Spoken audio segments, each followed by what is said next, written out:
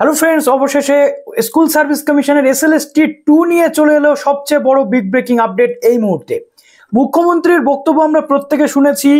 এবার একাধিক যে ডাউটগুলো রয়েছে, এই যে টোটাল সিট ভ্যাকান্ট রয়েছে, এই পুরো সিট ভ্যাকান্ট একদম ক্যাটেগরি ওয়াইজ, অর্থাৎ কোন ডিপার্টমেন্টে কত কত সিট রয়েছে, পুরো ডিসকাশন করবো আজকের এই ভিডিওটাতে। এবং নতুনরা এই পরীক্ষাতে বসতে পারবে কি পারবে না সেটা নিয়ে ডাউট দীর্ঘদিন ধরে সুপ্রিম কোর্টের নির্দেশনার ওপর ভিত্তি করে কিন্তু চলে আসছিল।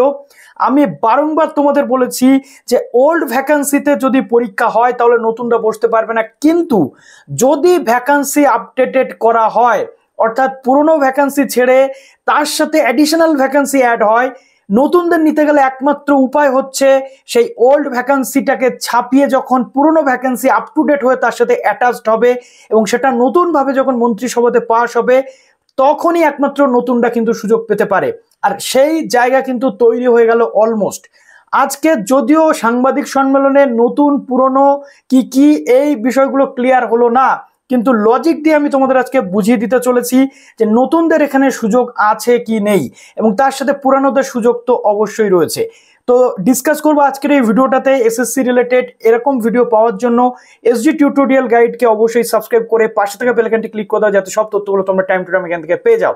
তো এই এসএসসি নিয়ে ভিডিও করার জন্য অনেকেই গালমন্দ করেছো। এক পক্ষ বলেছো যে নতুনরা বসতে পারবে না, এক পক্ষ বলেছো নতুনরা বসতে পারবে, আপনি কিছু জানেন না।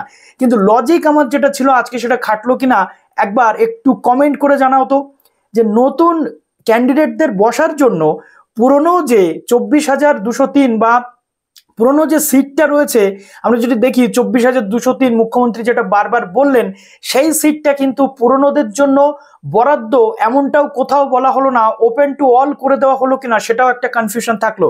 কিন্তু কি একটা ধরে নেওয়া যায় যে 24,203-এর যে রিক্রুটমেন্ট সেটা পুরনোদের জন্য বরাদ্দ, যেহেতু পুরনোদের যে জায়গা রয়েছে সেটা।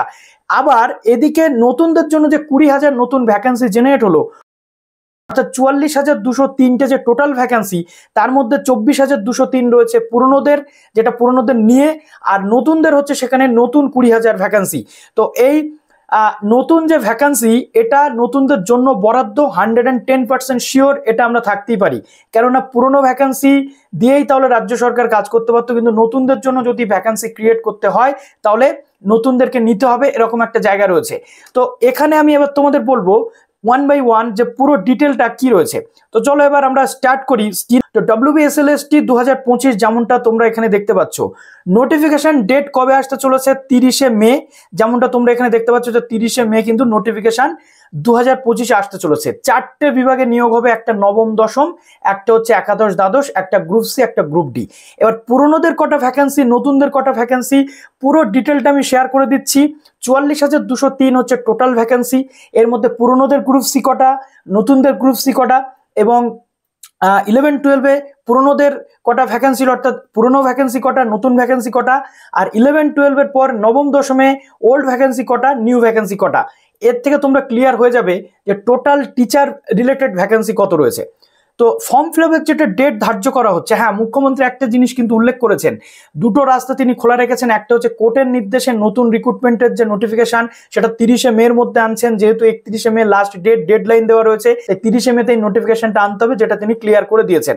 তারপরে যেটা তিনি বলেছেন যে রিভিউ পিটিশন রয়েছে, রিভিউ পিটিশন অনুযায়ী যদি কোর্ট বলে দেয় যে না যোগ্যদের চাকরিতে পুনর্বহাল রাখা যাবে, সেক্ষেত্রে আবার এই ডিসিশনটা কিন্তু চেঞ্জ হতে পারে। কিন্তু সেই রিভিউ পিটিশনের ফলাফল পজিটিভ হওয়া খুব চাপের, কেননা রিভিউ পিটিশন যদি ক্লিক করাতে হয় তাহলে রাজ্য সরকারকে সেই ওএমআর থেকে শুরু করে টোটাল কার্বন কপি কি কি আছে সেই ডিটেলটা প্রোভাইড করতে হবে, যেটা এতদিনে প্রোভাইড তারা করতে ব্যর্থ হয়েছে। তো আপাতত যেটা বিষয় রয়েছে সেটা এই, তিনি শিক্ষকদের বলেছেন যে যারা আপনারা চাকরিরত ছিলেন তারা নিজেদের চাকরি ফেরত পাওয়ার জন্য অবশ্যই এই পরীক্ষাটাতে বসুন। এবার দেখো 16 জুন থেকে 14 জুলাই পর্যন্ত তোমাদের এই ফর্ম ফিল আপ প্রসেস হতে চলেছে, আর 15 নভেম্বরে তোমাদের রেজাল্ট আসতে চলেছে, লিস্ট পাবলিশ হতে চলেছে, মেধা তালিকা যেটা বলা হচ্ছে, আর 20 নভেম্বর থেকে শুরু হচ্ছে কাউন্সিলিং প্রসেস।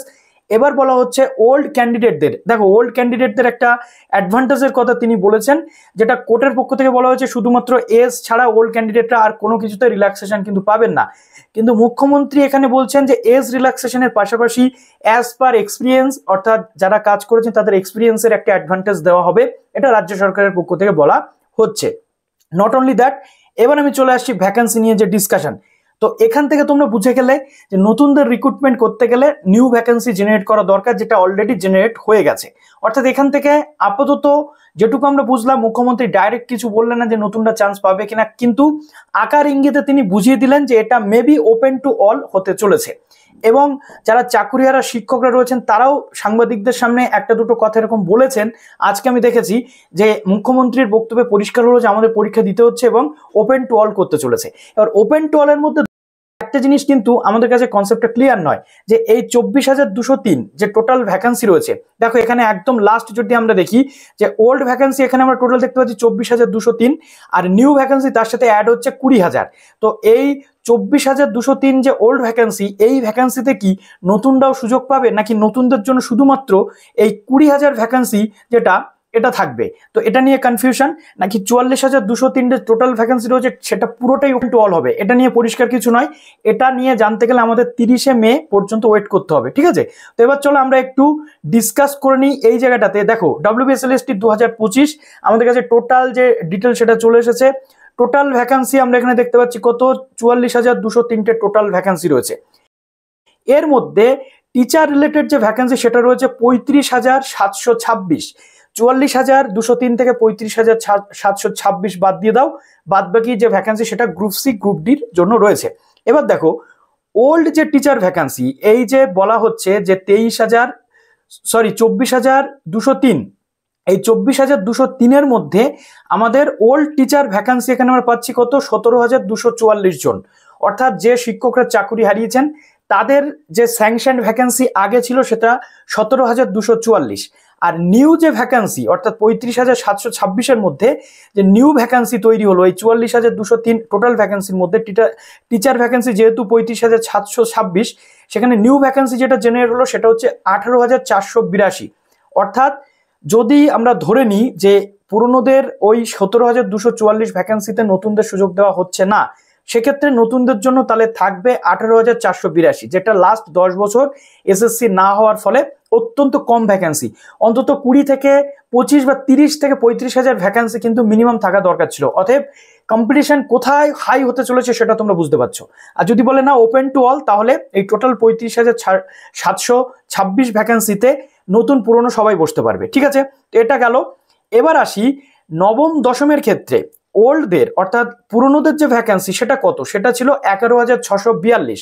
অর্থাৎ এই 17,244 ভ্যাকেন্সির মধ্যে নবম দশমে পুরনো ভ্যাকেন্সি যেটা সেটা রয়েছে 11,642, আর নতুন যারা রয়েছে এই 18,482 মধ্যে নতুন ভ্যাকেন্সি যেটা নবম দশমে সেটা রয়েছে 11,570, যেটা ডিটেল দিয়ে দেওয়া হলো মুখ্যমন্ত্রীর পক্ষ থেকে, নবান্নের পক্ষ থেকে। এবার আসি 11-12 ভ্যাকেন্সিটাও তো এর মধ্যে রয়েছে এই ওল্ড ভ্যাকেন্সির মধ্যে, এবং এই 35,726 টোটাল ভ্যাকেন্সির মধ্যে, এবং এই নতুন যে 18,482 ভ্যাকেন্সির মধ্যে। তো ওল্ড ভ্যাকেন্সি আমরা যেটা দেখতে পাচ্ছি 11-12-তে সেটা হচ্ছে 5,602। এটা যদি বলা হয় যে শুধুমাত্র ওল্ডরা বসতে পারবে 5,602-এ, পুরনোরাই শুধুমাত্র বসতে পারবে 11-12-এ, নতুনরা বসতে পারবে না, তাহলে নতুনদের জন্য 11-12-এ যে টোটাল ভ্যাকেন্সি জেনারেট রয়েছে সেটা 6,912টা। অর্থাৎ এখান থেকে আমরা বুঝতে পারছি যে কম্পিটিশন কি পরিমাণ হাই হতে চলেছে। তাই প্রস্তুতি কিন্তু শুরু করে দিতে হবে। আমি বরাবরই একটা কথা বলে এসেছি, পরীক্ষা হোক বা না হোক সেটা ডিসকাশনের মধ্যে না এনে যারা পড়াশোনা করছো তারা পড়াশোনা করো, অবশ্যই এর ফল তোমরা পাবে। আজকে তোমরা বুঝতে পারছো তো যে আমি কোন জায়গাতে তোমাদেরকে ডিরেকশন দেওয়ার চেষ্টা করছিলাম সেই টাইমে। তোমরা তো অনেকেই বলেছো যে কোনোদিনও হবে না, অমুক হবে না, তমুক হবে না, কোনোদিনও হবে না, আপনি কিছু জানেন না, আপনি একদম কোনো সোর্স আপনার কাছে নেই। কিন্তু আমি বারবার বলেছিলাম নতুন ভ্যাকেন্সি জেনারেট যখনই হবে তখনই ভেবে নেবে যে নতুনদের সুযোগ আসবে। আর সেটা লাস্ট দিনের ভিডিওতে আমি বলেছিলাম 40,000 ভ্যাকেন্সির প্রশ্ন যখন ছিল যে নতুনদের জন্য এই ভ্যাকেন্সি জেনারেট হলে আসবে। এবার দেখি যে নোটিফিকেশনে নতুনদের কথা উল্লেখ থাকছে কি থাকছে না, কি ওপেন টু অল হচ্ছে, এটা একটা কনফিউশনের জায়গা কিন্তু গভর্নমেন্ট এখনো রেখে দিয়েছে। ওকে, এবার দেখো এখানে ভ্যাকেন্সির কেসটা আশা করি তোমরা বুঝে গেছো। এবার চলে আসছে এই 44,203-এর মধ্যে 35,726টা হচ্ছে টিচার ভ্যাকেন্সি, তার বাইরে গ্রুপ সি গ্রুপ ডির মধ্যে কটা ভ্যাকেন্সি টোটাল রয়েছে। তো গ্রুপ সি গ্রুপ ডিতে টোটাল ভ্যাকেন্সি আমরা দেখতে পাচ্ছি 2989 হচ্ছে গ্রুপ সির ভ্যাকেন্সি। এর মধ্যে গ্রুপ সিতে নতুন ভ্যাকেন্সি জেনারেট হচ্ছে 571টা, আর গ্রুপ সি পুরনো যে ভ্যাকেন্সি সেটা ছিল 2418, যাদের চাকরি চলে গেছে। অর্থাৎ এই টোটাল ধরে 2418 plus 571, group C total 2989 vacancy. এখানে অমনি কিন্তু ব্যাপার থাকছে। এবার আসে group D. Group D total vacancy বলা হচ্ছে 5488, ওই 44,203 মধ্যে। এবং এর মধ্যে নিউ ভ্যাকেন্সি আমরা দেখতে পাচ্ছি কত? নিউ ভ্যাকেন্সি আমরা দেখতে পাচ্ছি 1000 ভ্যাকেন্সি রয়েছে গ্রুপ ডিতে, আর ওল্ড ভ্যাকেন্সি গ্রুপ ডিতে যেটা রয়েছে সেটা হচ্ছে 4488। তাহলে বুঝতে পারছো তো, এই শিক্ষকগুলো বা এই যে 24,203 জনের চাকরি যদি না চলে যেত, এই টোটাল 24,000 বা 25,000-এর টোটাল ভ্যাকেন্সি কিন্তু নতুনরা পেয়ে যেত। অর্থাৎ এই 44,203 নিউ ভ্যাকেন্সি হতো, যাতে করে কোনো প্রবলেম হতো না। এবং পুরনো যে ক্যান্ডিডেটগুলো এর আগে ছিল তারা আর এখন কম্পিটিশনে নতুনদের সাথেও আসতো না। যদি ওভারঅল হয়, মানে পুরো ওপেন কোটায় হয় বা ওপেন টু অল হয়, তো সেখানে পুরনোরা নতুনদের এই সিস্টেমে আসতো না। অর্থাৎ ওই যে এক্সট্রা 24,203টে ভ্যাকেন্সি, এটা কিন্তু নতুনরা পেয়ে যেত। অতএব এটা কিন্তু অ্যাকচুয়াল বলতে গেলে নতুনদের লস, যদিও পুরনোরা বলছেন এটা তাদের লস যদি ওপেন টু অল হয়। কিন্তু আমি বলবো এখানে নতুনদেরও কিন্তু সমান লস, উল্টে নতুনদের আরো বেশি লস। কেন বলছি? তার কারণ নতুনরা লাস্ট 10 ইয়ার্স ওয়েট করে আছে, নতুনদের পকেটে কিন্তু জিরো। পুরনো যারা চাকরি হারিয়েছেন তারা এতদিন চাকরি করেছেন, অবশ্যই একটা দুঃখের জায়গা, বিড়ম্বনার জায়গা। কিন্তু আপনারা এতদিন চাকরি করেছেন, আপনাদের এই ভ্যাকেন্সি এখন নতুনদের ওপর ওভারল্যাপ করে গেল। এটা নতুনদের জন্য সবচেয়ে বড় লস, কেননা 26-এর আগে নতুনরাও কিন্তু অপেক্ষা করেছিল যাতে তাদের একটা জায়গা তৈরি হয়, কিন্তু আলটিমেটলি জায়গা একটা তৈরি হচ্ছে, কিন্তু সেখানে কম্বাইন্ড প্রসেসের একটা জায়গা, যেখানে নতুনরা মাত্র পাচ্ছে 20,000 ভ্যাকেন্সি এবং নতুনরা মাত্র পাচ্ছে 18,482টা ভ্যাকেন্সি। এবং এই ছোট ছোট যে ভ্যাকেন্সিগুলো গ্রুপ সি গ্রুপ ডি। তো এই হচ্ছে পুরো মোদ্দা কথা। এবার অনেকে বলবে যে 24-26-এ যারা বিএড ক্যান্ডিডেট রয়েছে তারা চান্স পাবে কিনা। দেখো, স্কুল সার্ভিস কমিশনের পরীক্ষার যে নিয়ম আগে ছিল, বিএড তোমাকে কমপ্লিট থাকতে হবে। অ্যাপিয়ারিং ক্যান্ডিডেটরা স্কুল সার্ভিস কমিশনের এই পরীক্ষাতে বা কোনো টিচার রিক্রুটমেন্টের পরীক্ষাতে বসতে পারে না। যদিও মাদ্রাসার ক্ষেত্রে বসেছিল, সেক্ষেত্রে কেস বা এই বিষয় এগুলো কিন্তু চলছিল। 23-25-এর ক্যান্ডিডেটরা তোমরা অ্যাপিয়ারিং অবস্থাতে রয়েছো, তো যদি অ্যাপিয়ারিংদের বসতে দেয় তবে তোমরা সুযোগ পাবে, না হলে কিন্তু সুযোগ পাবে না। ওকে, রুলস অনুযায়ী চাকরির পরীক্ষাতে টেট ছাড়া, টেটটা তো কোনো চাকরির পরীক্ষা নয়, সেটাকে এলিজিবিলিটির পরীক্ষা, কিন্তু এটা চাকরির পরীক্ষা। এর পরবর্তী ক্ষেত্রে সমস্ত যে পুরো সিস্টেম সেটা কমপ্লিট করা হবে। এবং এখানে একটা জিনিস বলে দেওয়া হয়েছে যে নভেম্বরের মধ্যেই পুরো যে প্রসেস, সেটা কাউন্সিলিং প্রসেস থেকে শুরু করে ইচ অ্যান্ড এভরিথিং সেগুলো কিন্তু কমপ্লিট করে ফেলতে হবে। 31শে ডিসেম্বরের আগেই কিন্তু গভর্নমেন্ট চাইছে এই পুরো সিস্টেমটাকে কমপ্লিট করে ফেলতে, 1 মাস আগে। এবার তোমাদের প্রশ্ন থাকতে পারে যে পরীক্ষাটা কবে হতে পারে। দেখো, এখানে 14ই জুলাই ফর্ম ফিল আপের লাস্ট ডেট যেটা আমরা দেখতে পাচ্ছি। তো ফর্ম ফিল আপের লাস্ট ডেট যখনই শেষ হয়ে যাবে, তার মোটামুটি ধরে নাও 1 মাসের মধ্যে কিন্তু এক্সাম শুরু হয়ে যেতে পারে। অর্থাৎ অগাস্টের 10 তারিখের থেকে শুরু করে সেপ্টেম্বরের মধ্যে কিন্তু এক্সাম পুরোটাই কমপ্লিট হয়ে যাবে, এটুকু তুমি নিশ্চিত থাকো, যাতে করে গভর্নমেন্টের কাছে সময় থাকে 1 থেকে 1.5 মাস খাতা দেখার বা অন্যান্য যে বিষয়। তো এই ছিল মোটামুটি তথ্য। আর নতুনরা বসতে পারবে কিনা সেটা মোটামুটি তোমরা বুঝে গেলে আকার ইঙ্গিতে। এরপর ডিটেল নোটিফিকেশন আসলে আমি তোমাদের বলে দিতে পারবো বাকিটা। এবং এর সাথে যেটা সবচেয়ে গুরুত্বপূর্ণ সেটা হচ্ছে অ্যাপিয়ারিং ক্যান্ডিডেটরা বসতে পারবে কিনা, তার জন্য আমাদের ওয়েট করতে হচ্ছে, কারণ অ্যাপিয়ারিংরা সাধারণত বসতে পারে না। এনসিটি রুলস অনুযায়ী টেটে অ্যাপিয়ারিংটা বসতে পারে, কিন্তু চাকরির পরীক্ষাতে, রিক্রুটমেন্টের পরীক্ষাতে কমপ্লিট থাকতে হয়। এলিজিবল ক্যান্ডিডেটরা বসতে পারে। আর মুখ্যমন্ত্রী এটা বারবার বলেছেন যে এলিজিবল ক্যান্ডিডেট যারা তারা বসতে পারে, অর্থাৎ ক্রাইটেরিয়া তাকে ম্যাচ করতে হবে। যদি ক্রাইটেরিয়া থাকে গ্র্যাজুয়েশন সঙ্গে 50% সঙ্গে বিএড, তার যদি কমপ্লিট থাকে সে বসতে পারবে। যদি মাস্টার্সের ক্ষেত্রে 11-12-এর ক্ষেত্রে মাস্টার্স উইথ 50% বিএড, তাহলে সে বসতে পারবে। ক্লিয়ার হলো বিষয়টা? তো চলো এই পর্যন্ত রইলো ভিডিওটা। যদি কোনো প্রশ্ন থাকে কমেন্ট সেকশনে জানাতে ভুলো না। ভালো থেকো সবাই, বেস্ট অফ লাক।